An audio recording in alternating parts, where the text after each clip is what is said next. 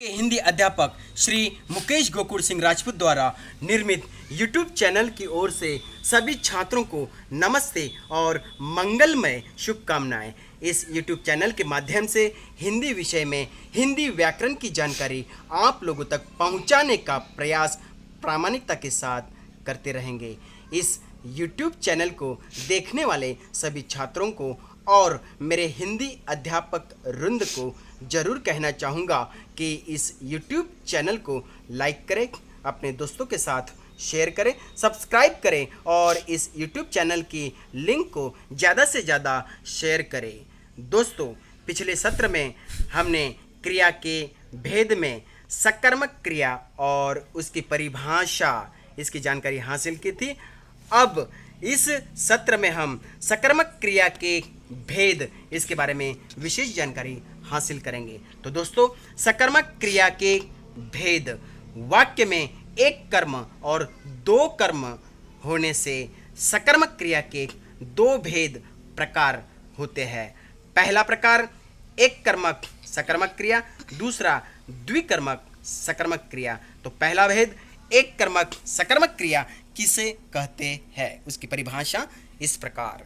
वाक्य के जिन क्रियाओं में एक ही कर्म होता है उन्हें एक कर्मक सकर्मक क्रिया कहते हैं। जैसे कि उदाहरण, पहला वाक्य माली फूल तोड़ता है, दूसरा वाक्य पिताजी गांव गए हैं। ऊपर दिए गए वाक्य में फूल और गांव एक एक ही कर्म है, इसलिए तोड़ता है, गए हैं क्रियाएं एक कर्मक सकर्मक क्रिया है। तो इस प्रकार एक कर्मक सकर्मक की परिभाषा और उदाहरण हम लोगों ने यहाँ पर समझने का प्रयास किया। अब दूसरा भेद द्विकर्मक सकर्मक क्रिया किसे कहते हैं, तो परिभाषा इस प्रकार। वाक्य के जिन क्रियाओं में दो कर्म होते हैं उन्हें द्विकर्मक सकर्मक क्रिया कहते हैं। जैसे कि उदाहरण के तौर पर पहला वाक्य दादी बच्चों को कहानी सुनाती है, दूसरा वाक्य मित्र ने हमें चाय पिलाई। ऊपर दिए गए वाक्य में बच्चों, कहानी, हमें, चाय ये दो दो कर्म है, इसलिए सुनाती है, पिलाई ये द्विकर्मक सकर्मक क्रिया है। तो दोस्तों, यहाँ पर महत्वपूर्ण बात विशेष ध्यान देने योग्य है कि द्विकर्मक क्रिया में एक कर्म मुख्य और दूसरा गौण होता है। मुख्य कर्म और गौण कर्म को पहचानने के लिए क्रिया के साथ क्या प्रश्न करने से उत्तर में मुख्य कर्म आता है और क्रिया के साथ किसको प्रश्न करने से उत्तर में गौण कर्म आता है। तो दोस्तों, इस प्रकार से हमने सकर्मक क्रिया के भेद में एक कर्मक और द्विकर्मक सकर्मक क्रिया उसकी परिभाषा और उदाहरणों को यहाँ पर हमने समझा। अब क्रिया के अगले प्रकार में अकर्मक क्रिया इसके बारे में विस्तृत जानकारी हासिल करेंगे। तो अकर्मक क्रिया किसे कहते हैं, अकर्मक क्रिया की परिभाषा इस प्रकार। क्रिया का अर्थ पूर्ण रूप से स्पष्ट होने के लिए जहाँ कर्म की आवश्यकता नहीं होती उसे अकर्मक क्रिया कहते हैं। दूसरे अर्थ में इसकी परिभाषा इस प्रकार, जिन क्रियाओं के होने का फल असर केवल कर्ता पर पड़ता है, अर्थात वाक्य में जो क्रियाएं कर्म की अपेक्षा नहीं रखती उन्हें अकर्मक क्रियाएं कहते हैं। दूसरे अर्थ में इसकी परिभाषा इस प्रकार से समझ लेंगे, जिस क्रिया के व्यापार का फल कर्ता पर हो उसे अकर्मक क्रिया कहते हैं। अकर्मक क्रिया में कर्म नहीं होता है। फिर से एक बार ध्यान से सुनिए, अकर्मक क्रिया में कर्म नहीं होता है।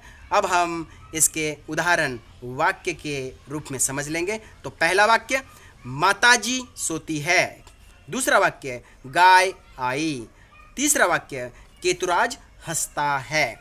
ऊपर दिए गए वाक्य में उदाहरण में सोती है, आई, हंसता है क्रियाओं का कार्य तथा कार्य का फल मतलब असर इनके कर्ता तक ही सीमित रहता है। अपने अर्थ को पूरा करने के लिए इन्हें किसी अन्य शब्द अर्थात कर्म की आवश्यकता नहीं पड़ती, इसलिए ये अकर्मक क्रिया है। तो दोस्तों, इस प्रकार से हमने अकर्मक क्रिया की परिभाषा, उसके उदाहरण समझने के प्रयास यहाँ पर किया है। अब हम आगे के टॉपिक में सकर्मक और अकर्मक क्रिया की पहचान कैसे करेंगे, इसके बारे में विस्तृत जानकारी हासिल करेंगे। तो दोस्तों, सकर्मक और अकर्मक क्रिया की पहचान इस प्रकार। सकर्मक और अकर्मक क्रिया की पहचान क्या, किसे, किसको आदि प्रश्न करने से होती है। यदि कुछ उत्तर मिलता है तो समझना चाहिए कि क्रिया सकर्मक है, और यदि उत्तर नहीं मिले न मिले तो समझना चाहिए कि क्रिया अकर्मक है। तो सकर्मक और अकर्मक क्रिया की पहचान के लिए यहाँ पर लगभग 5 कॉलम दिए गए हैं। इन 5 कॉलमों के माध्यम से हम इसको जानने का प्रयास करेंगे। तो पहले कॉलम में वाक्य, दूसरे कॉलम में उनकी क्रिया, तीसरे कॉलम में क्रिया को प्रश्न, क्या, किसे, किसको ऐसे पूछना है। आगे के कॉलम में सकर्मक और आखिरी कॉलम में अकर्मक, जिससे उसकी पहचान होगी। तो दोस्तों, अब हम बारी बारी से यह उदाहरण देखेंगे। तो पहला उदाहरण वाक्य के कॉलम में वाक्य, तुम पुस्तक पढ़ते हो। क्रिया पढ़ना। क्रिया को प्रश्न अब आप लोग पूछेंगे, क्या पढ़ते हो? तो जवाब मिलेगा पुस्तक। तो यहाँ पर जवाब मिला है, उत्तर मिला है, इसीलिए यह सकर्मक क्रिया है। दूसरा उदाहरण इस प्रकार, राम दौड़ता है। यहाँ पर क्रिया दौड़ता, प्रश्न पूछेंगे क्रिया को, क्या दौड़ता है? यहाँ पर जवाब नहीं मिलता है, इसीलिए यह अकर्मक क्रिया है। आगे का तीसरे नंबर का उदाहरण, ओंकार फूल तोड़ता है। क्रिया तोड़ता, प्रश्न करेंगे क्रिया को, क्या तोड़ता है? तो जवाब में मिलता है फूल। फिर से यहाँ पर जवाब मिला है, इसीलिए यह सकर्मक क्रिया है। आगे का उदाहरण, मनीषा हंसती है। क्रिया हंसती, प्रश्न पूछेंगे क्रिया को, क्या हंसती है? तो यहाँ पर जवाब नहीं मिलता है, इसलिए यह अकर्मक क्रिया हो गई। आगे का उदाहरण, मीरा भाभी पेड़ा लाई। क्रिया लाई, प्रश्न करेंगे क्रिया को, क्या लाई? पेड़ा। जवाब मिला है यहाँ पर, इसलिए यह सकर्मक क्रिया है। तो आगे का उदाहरण, साई खेलता है। क्रिया खेलता, प्रश्न करेंगे क्रिया को, क्या खेलता है? जवाब नहीं मिलता है, तो दोस्तों यह अकर्मक क्रिया है। और आखिरी उदाहरण, आदर्श खुशियाँ लाया। क्रिया लाया, प्रश्न करेंगे क्रिया को, क्या लाया है? तो जवाब मिलेगा खुशियाँ। जवाब मिला है, उत्तर मिला है, इसलिए यह सकर्मक क्रिया है। दोस्तों, लेकिन एक बात ध्यान में रखना है, सिर्फ सवाल करने से तो यह सकर्मक और अकर्मक क्रिया की पहचान तो होगी, लेकिन दूसरे अर्थ से भी इसकी पहचान हम लोग कर सकते हैं। तो वह किस प्रकार? तो सुनिए, समझने का प्रयास कीजिए। सकर्मक और अकर्मक क्रिया की पहचान कर्म के होने से या कर्म के न होने से भी होती है। वाक्य में कर्म रहा तो सकर्मक क्रिया होती है, और वाक्य में कर्म न रहा तो अकर्मक क्रिया होती है। तो यहाँ पर इसको समझने के लिए फिर से एक बार कॉलम के माध्यम से, उदाहरणों के माध्यम से हम इसको समझ लेंगे। तो यहाँ पर 6 कॉलम दिए गए हैं। पहले कॉलम में वाक्य, दूसरे कॉलम में कर्ता, तीसरे कॉलम में कर्म, चौथे कॉलम में क्रिया, पांचवें कॉलम में सकर्मक और 6 नंबर के कॉलम में अकर्मक। तो इस प्रकार से हम अब इस कॉलम के माध्यम से भी, इस टेबल के माध्यम से भी सकर्मक और अकर्मक क्रिया की पहचान कर्म के होने से या कर्म के न होने से कैसे होती है वह समझ लेंगे। तो पहला वाक्य है, उसने कलम बांटे। कर्ता उसने, कर्म कलम, क्रिया बांटे। तो यहाँ पर कर्म कलम है, इसीलिए यहाँ पर यह सकर्मक क्रिया है क्योंकि यहाँ पर कर्म है। अब दूसरा वाक्य, अनिकेत स्कूल गया। कर्ता अनिकेत, कर्म स्कूल, क्रिया गया। तो यहाँ पर कर्म स्कूल है, इसीलिए यहाँ पर यह सकर्मक क्रिया है। अब तीसरा वाक्य, गाड़ी आई।